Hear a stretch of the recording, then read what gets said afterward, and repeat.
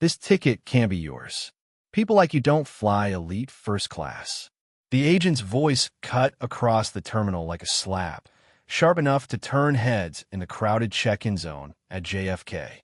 Her tone wasn't loud, but it carried, sharp, pointed, dripping with something unspoken yet understood by everyone within earshot. Andre Coleman stood calm in his navy blue tailored suit, his briefcase resting neatly at his side. To anyone else, he looked like success in motion. But to the woman behind the counter, his presence in that line, elite first class, 12 seats only, seemed impossible. The pause in the air was heavy. A teenager tugged at his mother's sleeve to whisper. Two businessmen exchanged smirks.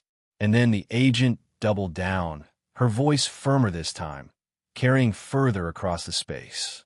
Sir, if you don't present a valid ticket right now, I'll have to call security. Phones tilted upward. Screens glowed. A moment of humiliation was being documented in real time. A man in a gold watch leaned against his luggage, smirking as if he'd seen this scene before and knew how it would end. But here's where it shifted. Andre didn't flinch. He didn't stammer or plead. He simply slid the crisp ticket closer across the counter. His voice was low, steady, the kind that carried authority without needing volume. Scan it again. For a second, the room seemed split down the middle. On one side, the quiet strength of a black man who had earned his place. On the other, the casual disbelief of those who thought he hadn't. The agent frowned, glanced at her screen, then called for backup.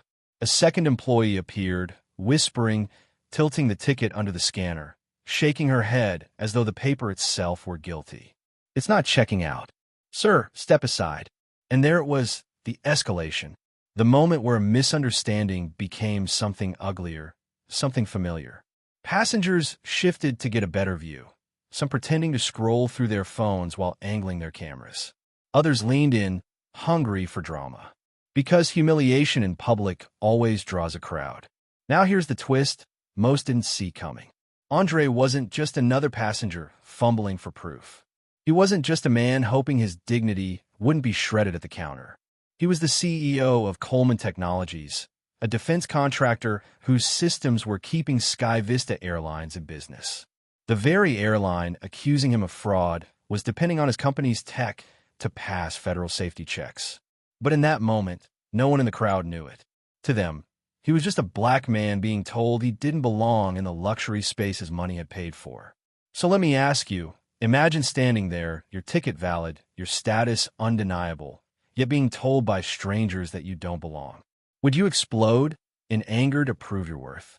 Or would you hold your silence, let the world underestimate you, and wait for the moment to strike back? Andre chose silence. But silence, in his hands, wasn't weakness. It was strategy. As he stood there, calm against the tide of doubt, the room shifted again. A uniformed supervisor was already weaving through the crowd. Security lingered at the edge, ready to step in. And beside them, that gold watch businessman leaned forward, his eyes locked on Andre's seat assignment, a sly grin spreading. And then the announcement came, low but certain. Sir, you'll need to step aside immediately. Andre hadn't even spoken his last word yet.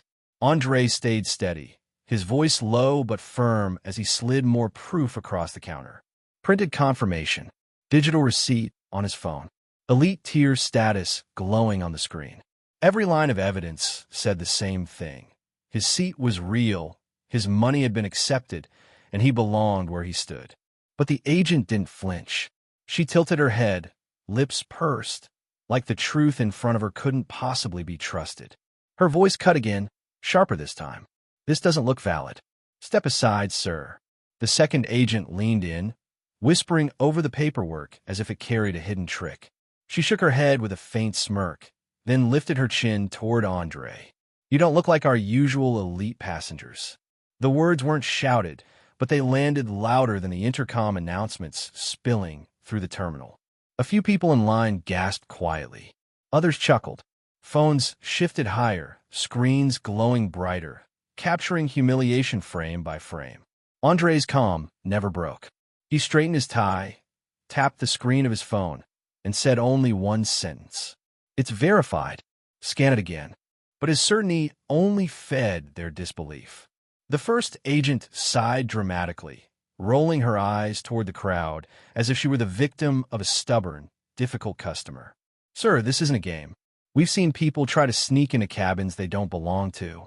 Please don't make this harder." There was not just doubt, accusation.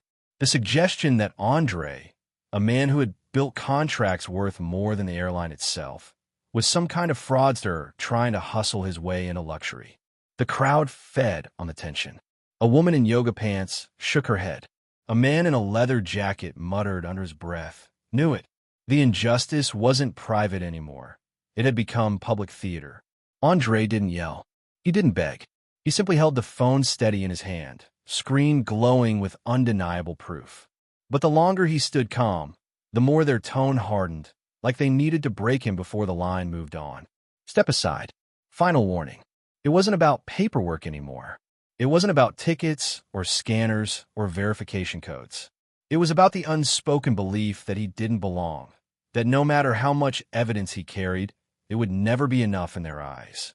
And here's where the story tilts. Because when a black man with receipts is still denied, what comes next is never just about him. It's about the silent witnesses, the complicit passengers, the system that quietly rewards humiliation while pretending it's procedure. Andre knew it, and the supervisor had already been called. What happened next would decide everything. The shuffle of footsteps broke the tension before words did. A supervisor in a dark blazer approached, clipboard pressed tight against her chest, lips pursed as if she had already chosen a side. She didn't greet Andre. She didn't ask what happened. She went straight to the counter agents, who leaned in and whispered with quick nods, pointing at his ticket like it carried a stain.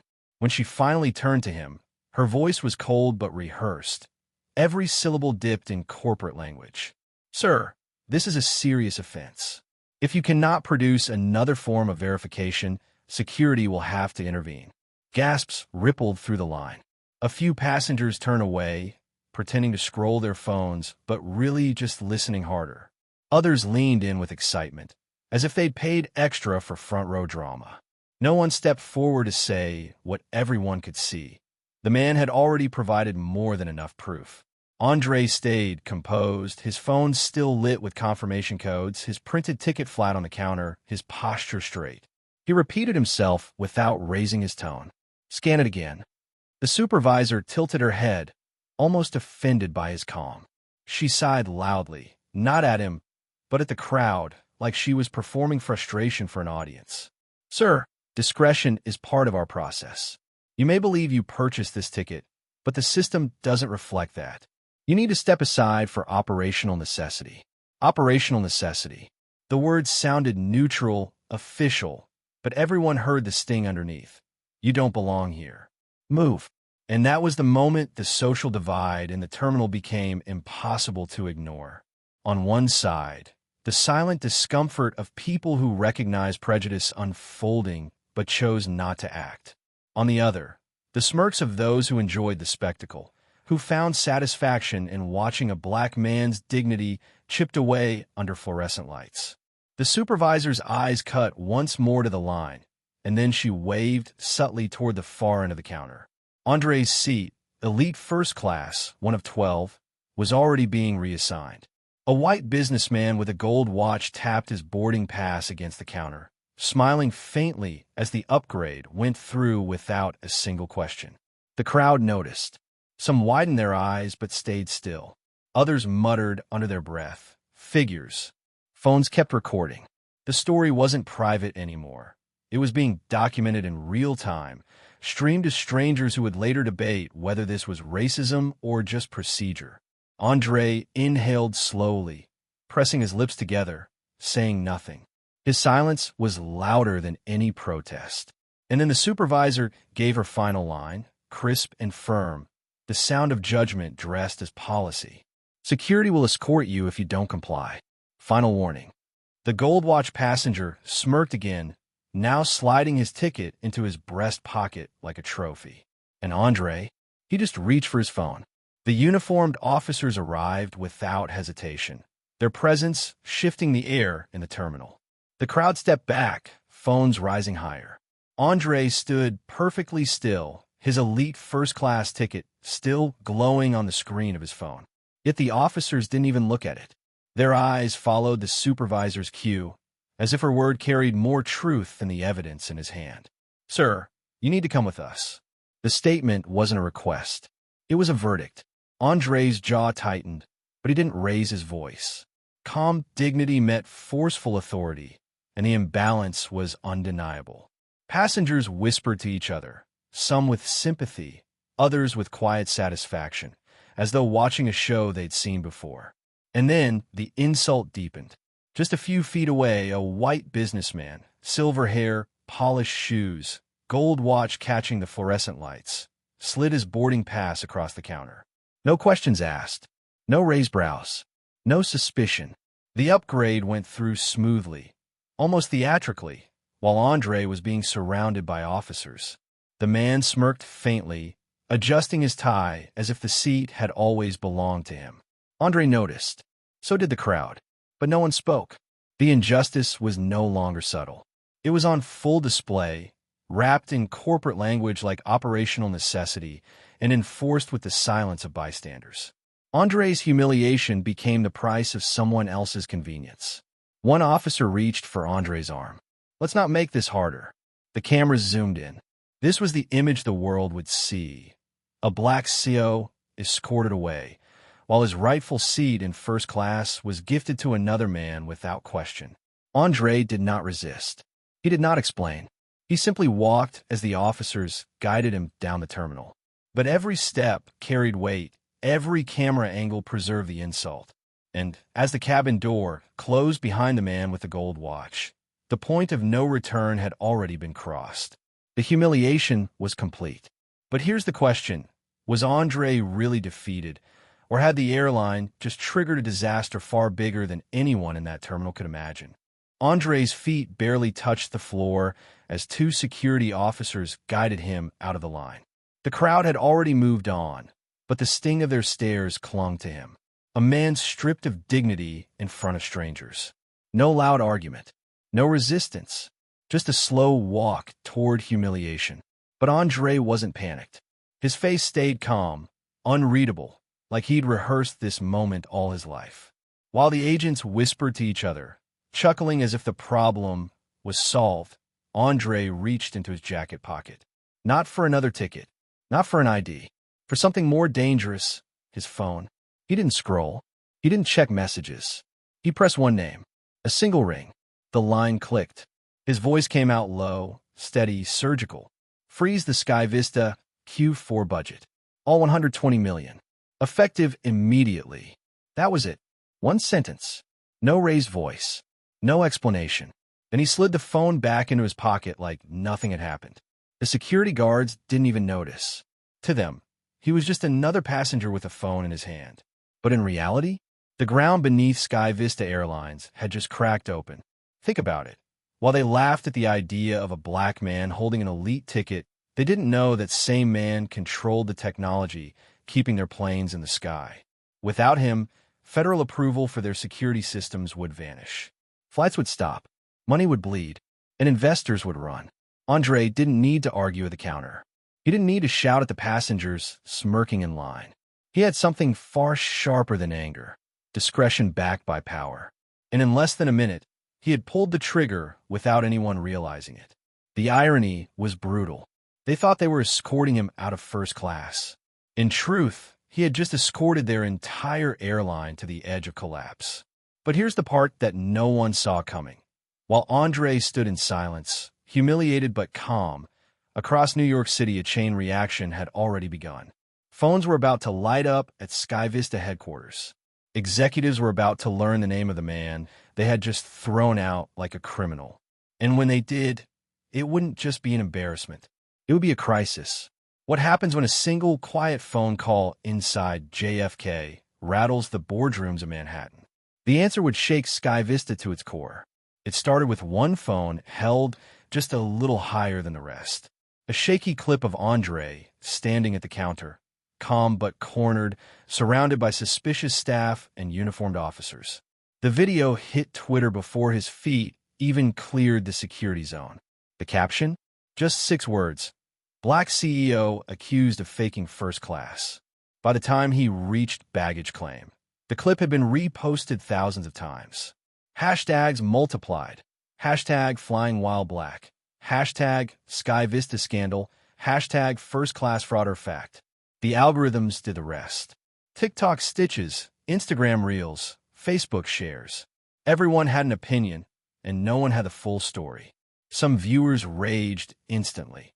How can a man hand over proof and still get thrown out? Others defended the airline.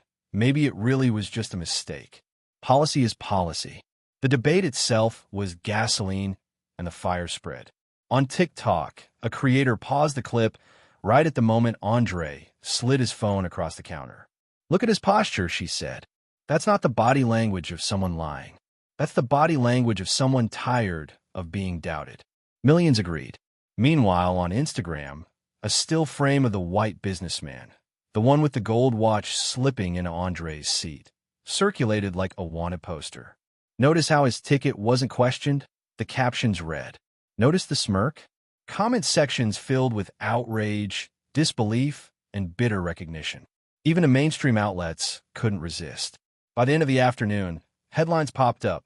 Black CEO denied boarding at JFK. Sky Vista accused of racial bias after viral clip.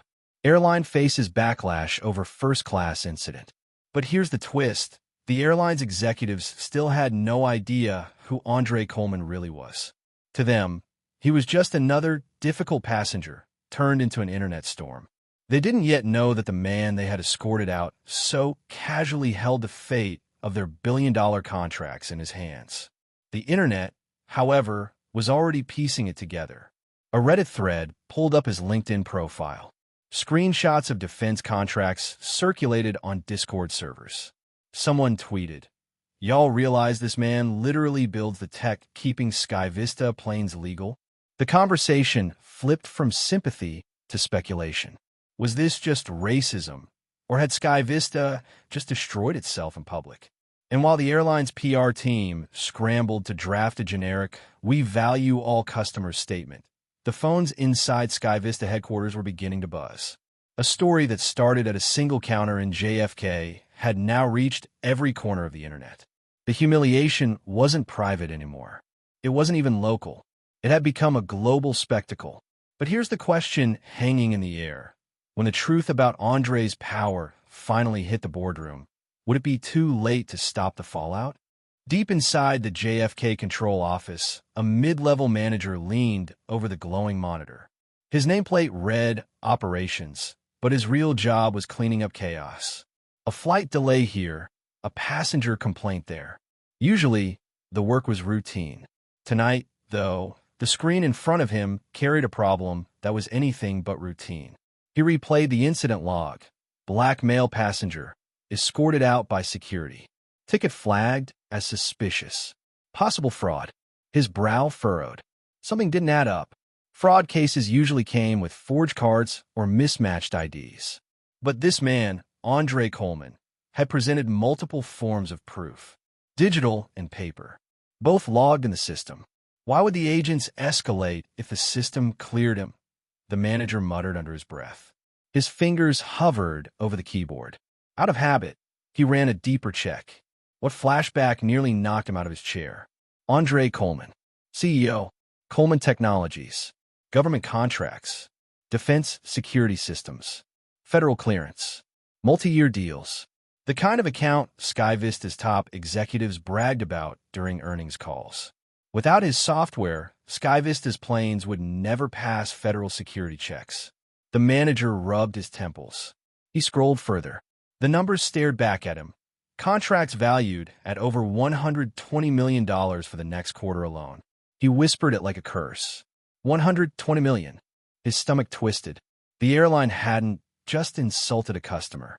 They had humiliated the one man whose signature kept their planes legal to fly. The entire system they depended on, access control, screening software, flight gate clearances, was Coleman Tech property. And then the real panic hit him. The viral videos already circulating online. Millions of people weren't just watching a random passenger get mistreated. They were watching Sky Vista attack their own lifeline. He grabbed the phone, dialing a direct line to Midtown headquarters. "This can't wait," he said quickly when the assistant answered. "Put me through to risk management now." His voice cracked, his usual professionalism gone. "What's the urgency?" the assistant asked, bored. "The man they threw out at JFK. He isn't just a passenger. He owns the security technology we use. If he pulls his support, our fleet is grounded. All of it. Do you understand?" There was a long pause on the other end, the kind that meant shock had landed. The manager's hands trembled as he hung up. He turned back to the security feed, watching Andre's figure walk steadily out of the terminal, calm, collected, like he had known this would happen. Not frantic, not defeated, just deliberate. And that calmness terrified him more than the viral videos. Because men with real power didn't need to shout. They didn't need to explain. They simply acted, and corporations crumbled in their silence. The manager whispered to himself, voice barely audible. "We just destroyed ourselves." But what he didn't know, at that very moment, in a glass tower in Midtown Manhattan, Sky Vista's executives were about to feel the first vibration of the earthquake he had just discovered. Phones would ring. Emails would flood. Panic would spread faster than the trending hashtags. Because Andre Coleman's quiet phone call had already set the trap in motion. And the first question racing through every executive's mind would be the one no airline ever wants to ask. Are our planes even allowed to fly tomorrow? Midtown Manhattan. Glass towers glowed against the fading sky. But inside Sky Vista's headquarters, the mood was anything but calm. Phones buzzed nonstop. Emails exploded across screens. Executives who thought their evening would be routine were now sprinting between offices, their ties loosened, their voices sharp. At first, some brushed it off. "It's just another viral clip," one VP muttered, waving at his assistant. "We ride these things out all the time." But within minutes, the truth spread like a contagion through the upper floors. The man humiliated at JFK wasn't just a passenger. He was Andre Coleman. The Andre Coleman. The CEO whose technology powered every single one of Sky Vista's new security systems. Legal teams poured into the boardroom, folders clutched like shields.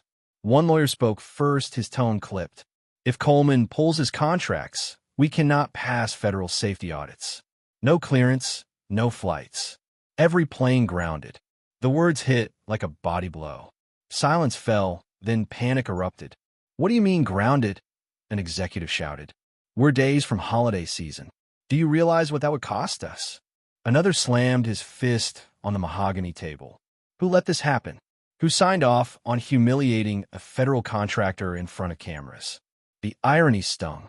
They had built their entire brand on elite experience and operational necessity. Now those same buzzwords mocked them from the posters lining their hallways. The company that prided itself on discretion had just dragged its most important client through public humiliation. One junior analyst tried to lighten the tension. "Maybe we can spin it. Say it was random protocol." But before he could finish, the COO snapped, "Don't use that word. Not after the video." The video that millions had already seen. Andre Coleman standing calm, dignified, while staff dismissed his proof and handed his seat to someone else. A white board member, no less. It wasn't just racism. It was corruption, arrogance, and incompetence, all caught on camera. Executives scrambled for solutions. PR drafted a hollow apology. Marketing brainstormed damage control. But the legal team shut it all down. "Words won't save us," they said flatly. "Only Coleman can." And that realization brought a new wave of fear. Because Andre hadn't raised his voice. He hadn't threatened anyone. He had simply made one call. Freeze the Sky Vista Q4 budget. $120 million. Effective immediately. They knew what that meant. Coleman didn't bluff. The CEO of Sky Vista, a man who usually carried himself with unshakable confidence, sat pale at the head of the table.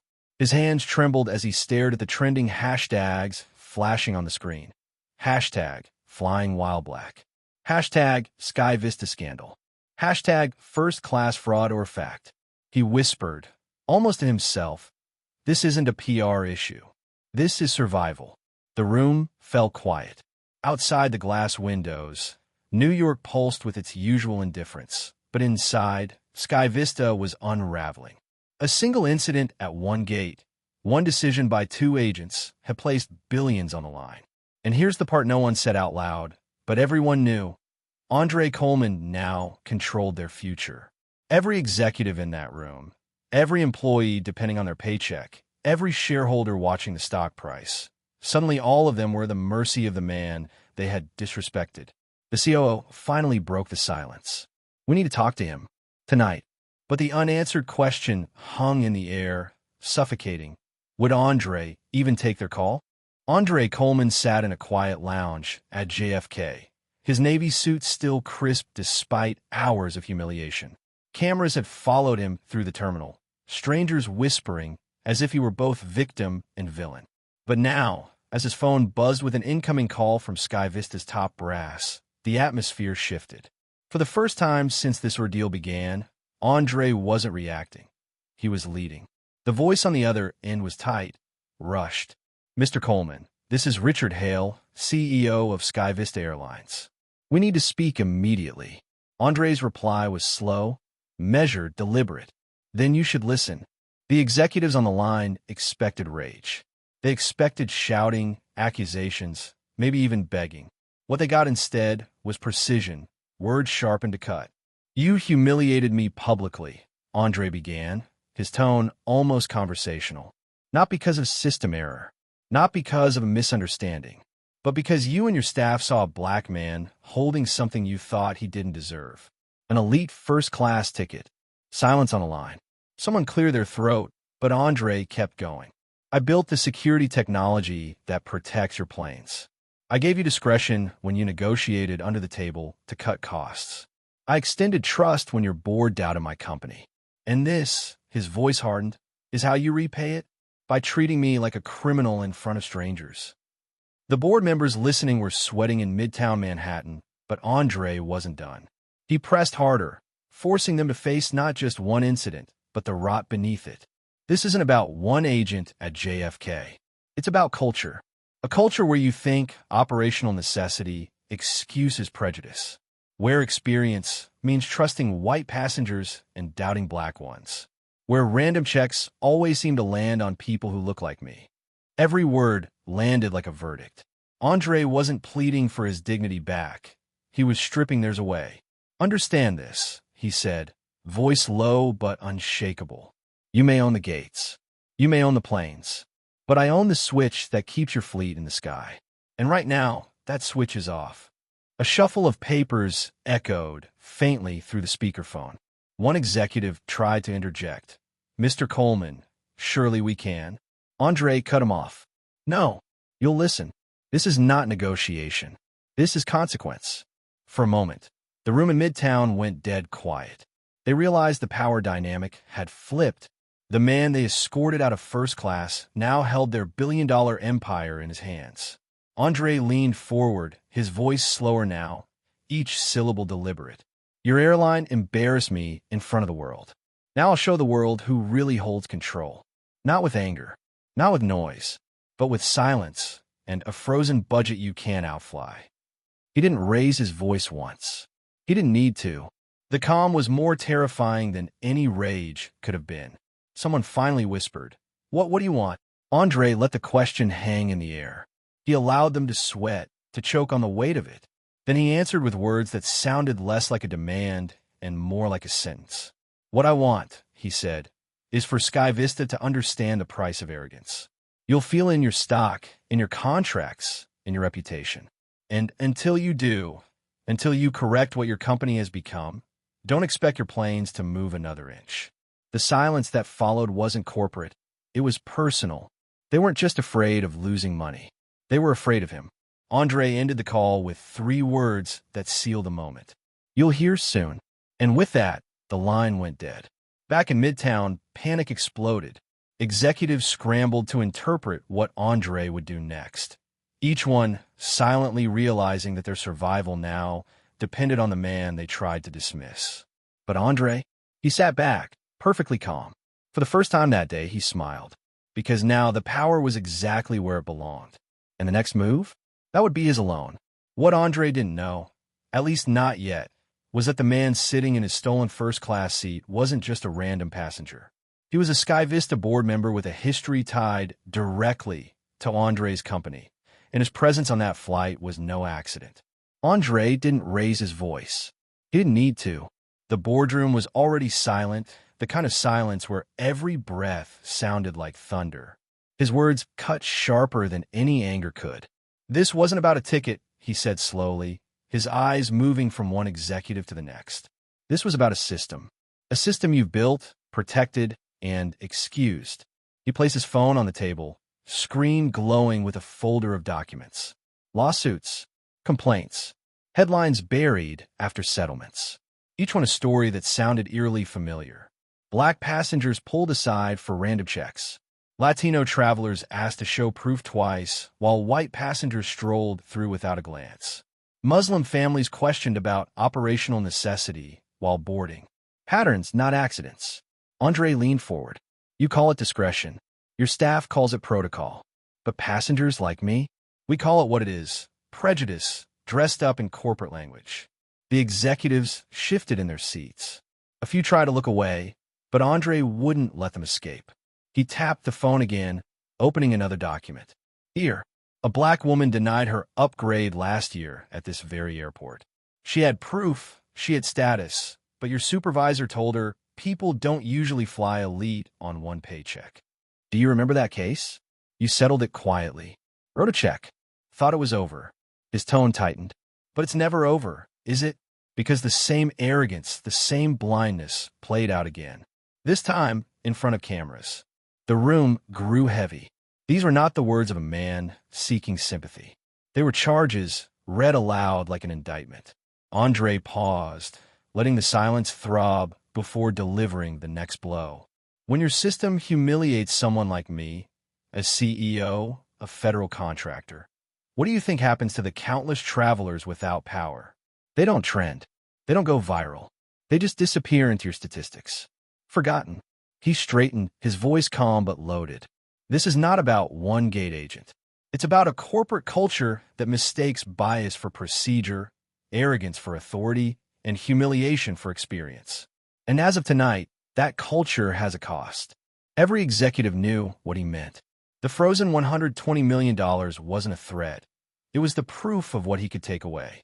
Their silence confirmed they understood. Andre looked around the table one last time. "You've hidden behind words like random, discretion, necessity. But those words don't protect you anymore. Not from me, and not from the world that just watched." The question now wasn't whether Sky Vista had a problem. The question was how much Andre intended to make them pay for it. And when he finally leaned back and said, "I'll give you one chance to prove you've learned," every executive froze because no one knew what he would demand next. Andre didn't waste time. He had listened long enough to excuses, long enough to corporate voices trying to soften what had already gone viral. Now it was his turn, and the room knew it. His tone was calm, but each word carried weight. "You humiliated me in front of the world. But more than that, you exposed the truth of how your company operates. So here's what's going to happen." Executives leaned forward. Some scribbled notes. Others simply froze, afraid to even breathe too loudly. "First," Andre said, his voice steady, "the agents who profiled me will be fired. Not suspended. Not retrained. Fired. Their behavior wasn't random. It was prejudice disguised as policy. And this time, it won't be swept under the rug." Murmurs rippled across the line. He didn't pause. "Second, I want the head of security at JFK suspended. Immediate." He backed up a lie instead of correcting it. "That is negligence under the excuse of operational necessity. He either steps aside, or your federal clearance becomes my problem." A silence thicker than smoke filled the air. Andre leaned in closer to the phone. "Third, Sky Vista will issue a public apology. Not a generic statement. Not a watered-down miscommunication. A full acknowledgement that your company profiled a black man, stripped him of dignity, and handed his seat to a white board member. The apology will be made before cameras, and I'll be watching." Gasps. Papers shuffled. One voice cracked. "You're asking us to admit liability." Andre cut him off with the precision of blade. "I'm not asking. I'm telling, liability already exists. The entire world saw it happen. Now you decide if you want to bury yourselves under denial or claw back an ounce of credibility. You let the silence stretch before dropping the final blow. Fourth, within 30 days, you will create an independent diversity oversight board.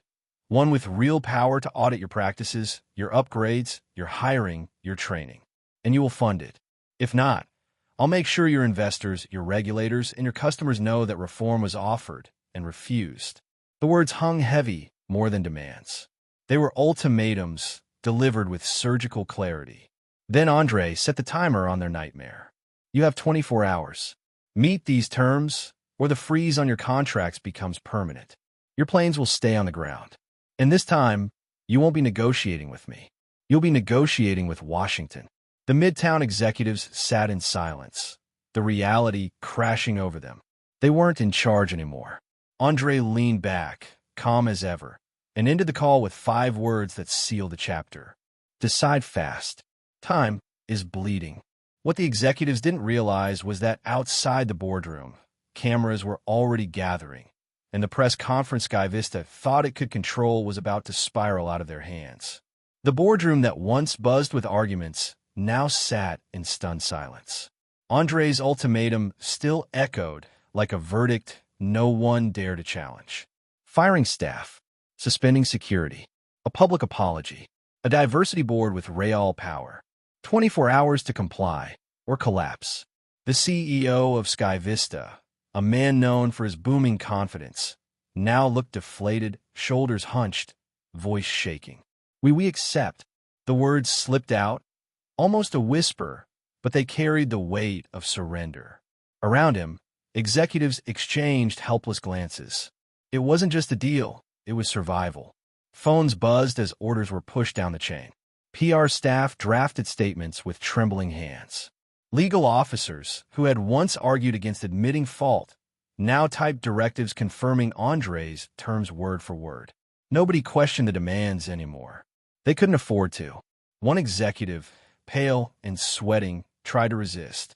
If we do this, the world will know we admitted racism at the core of our operations. But the COO snapped back, the world already knows. You hold the contracts. You hold the evidence. Do you want planes in the sky? Or do you want a tombstone where this airline used to be? The fight was over, and everyone in that room knew it. That night, SkyVista called an emergency press conference.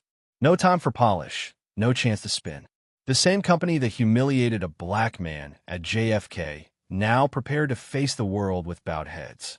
Reporters swarmed the Midtown lobby, microphones raised, cameras locked in place. When the executives stepped out under the blinding lights, their rehearsed poise was gone. The CEO's tie hung loose. His face looked gray. Behind him, a row of senior leaders stood stiff, eyes darting nervously toward the crowd. The CEO began, "Tonight, we acknowledge a grave injustice committed by our airline. What occurred at JFK was not an isolated mistake. It was a failure of judgment, a failure of culture, and a failure of responsibility. We humiliated one of our most valued partners, Mr. Andre Coleman. And for that, we apologize, fully and without condition." The words tasted bitter, but they had no choice. Reporters scribbled furiously. Cameras zoomed in, capturing every flicker of shame, every stammer. The CEO went further. Effective immediately, staff involved in the incident have been terminated. Leadership at JFK Security has been suspended. And in 30 days, an independent diversity oversight board will be established to ensure this never happens again. Some in the crowd gasped. Others shook their heads. Social media lit up in real time. This wasn't just corporate damage control, it was public surrender. But the real twist wasn't in what the CEO said. It was in what he didn't say. Because while SkyVista spoke of justice and reform, reporters were already uncovering the next detail. The white man handed Andre's stolen seat wasn't just a random passenger. He was a board member of SkyVista itself. And by the time that truth reached the microphones, the press conference would no longer belong to the airline. It would belong to the scandal. The announcement hit JFK like a lightning strike. Within hours of Andre's ultimatum, Sky Vista began cleaning house. The same check-in agents who smirked at his ticket and questioned his dignity were suddenly escorted out of the terminal by supervisors. No farewell speeches. No, thank you for your service. Just quick firings, their badges turned in, their names already whispered through staff group chats as examples of what not to do. Passengers who had filmed the humiliation earlier now shared updates online. They got fired. Justice is real. Clips of agents being walked away drew millions of views overnight. Some people cheered. Others asked why it took a powerful black CEO to make change when countless everyday travelers had complained before. But the purge didn't stop there. The head of security at JFK, known for his strict enforcement style, was suspended indefinitely. His team stood frozen as their boss was pulled into an office and stripped of authority. Employees whispered that Sky Vista wanted blood, and Andre had demanded nothing less. The press didn't wait. By evening, reporters crowded the Sky Vista terminal. Microphones jabbed at passengers who had witnessed the morning's humiliation. Some spoke in shaky voices. Yeah, I saw it. They treated him like a criminal, like he didn't belong. Others admitted guilt. I didn't say anything at the time, but now, I wish I had. Then the bombshell dropped. The white man who slid into Andre's stolen first-class seat wasn't just any customer. He was a senior Sky Vista board member, a man who once dismissed Andre's company as too small, too risky in negotiations. His smirk, his entitlement, the gold watch flashing as he took the seat, wasn't just arrogance. It was power protecting itself, blind to the storm it had just unleashed. That revelation spread faster than any press release. News anchors repeated it with disbelief. A board member personally benefited from the removal of a black CEO just hours before the company collapsed under public outrage. Social media erupted. Hashtags turned savage.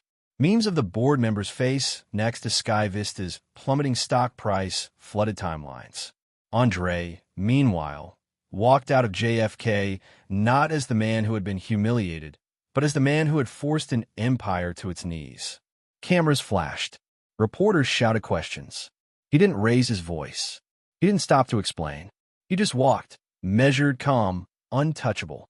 His silence screamed louder than any press conference. And yet, beneath the chaos, the real story was only beginning. Because Sky Vista wasn't just firing people. They were trying to survive. Stockholders were panicking. Lawyers were circling. Politicians were calling for hearings. This wasn't the end of Andre's fight. It was the opening of something far bigger. And the next twist? It wouldn't just shake Sky Vista. It would send shockwaves across the entire airline industry. Sky Vista thought the story would die down after their apology. They thought firing a few agents and suspending one security chief would satisfy the public. But they were wrong. The real storm was only beginning. By dawn the next day, Sky Vista's stock chart looked like a falling knife. Shareholders woke up to billions in losses. Analysts on business channels spoke in urgent tones. This isn't just about a boarding incident. It's about racism, systemic failure, and trust in the brand. Sky Vista's name wasn't just trending on social media. It was plastered across front pages, tied to humiliation and prejudice. Other airlines were watching closely. Panic spread like wildfire. If one CEO could expose discrimination with a single phone call, what would happen when ordinary passengers started recording, posting, and refusing to stay silent? Meetings were called in boardrooms from Atlanta to Chicago. Executives ordered emergency reviews of check-in procedures, staff training, and upgrade policies. Lawyers whispered about liability. PR directors drafted statements before their companies even made mistakes, desperate to avoid becoming the next Sky Vista. Behind the closed doors of corporate America, racism wasn't just a moral issue anymore. It was a billion-dollar risk. But on the ground, in airports across the country, something even bigger was happening. Black travelers walked into terminals with their heads high, cameras ready. Some recorded their check-ins, just in case. Others shared old stories that never made headlines, until now. This happened to me in Dallas. I was told to step aside in Miami. They said my ticket looked suspicious in Denver. Hashtags exploded with testimony. Each story added fuel. Each clip went viral. And for the first time, silence was breaking in unison. Passengers who had once stayed quiet on planes now spoke up. When a black woman in Los Angeles was questioned twice about her boarding group, another traveler stepped in. "Don't pull a Sky Vista." The phrase became a cultural dagger, shorthand for corporate racism exposed in public. The ripple reached politicians, too. Congressional leaders demanded hearings. Civil rights groups called for federal oversight of airline discrimination. The skies, once seen as elite and untouchable, were suddenly dragged into America's oldest conversation about race and power. And through it all, Andre Coleman's name kept surfacing, not as the man humiliated, but as the man who turned humiliation into power. News anchors replayed the clip of him walking out of JFK, silent but commanding. Headlines called him the CEO who grounded an airline. For millions of black viewers, his calm defiance felt like vindication. But for Sky Vista, the bleeding didn't stop. Investors abandoned ship. Travel influencers urged boycotts. Competitors quietly celebrated the fall of a giant. 1 week of arrogance had undone decades of branding. The airline once known for luxury was now known for racism. And yet, beneath the chaos, a darker question spread. If this was happening at Sky Vista, how many other airlines were guilty too? How many black passengers had been profiled, doubted, or stripped of dignity without the shield of power Andre carried? The ripple effect wasn't just financial.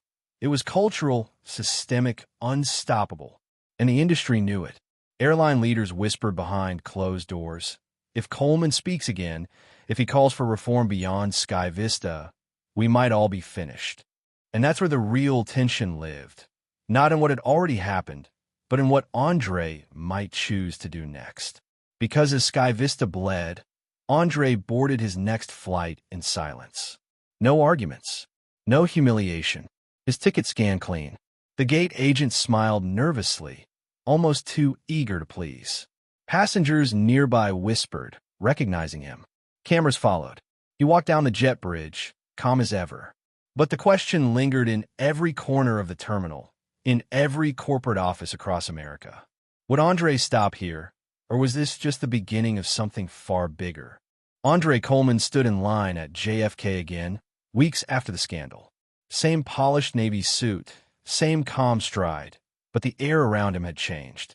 This time, no agent smirked when he handed over his ticket. No one whispered doubts about whether he belonged. The scanner beeped once, clean and crisp, and the attendant's smile was sharp with fear disguised as courtesy. "Welcome back, Mr. Coleman. Enjoy your experience in elite first class." Those words weren't just politeness. They were a corporate bow. Everyone in that terminal knew his name now. Every worker had been drilled. Treat him with discretion. No mistakes, no random checks.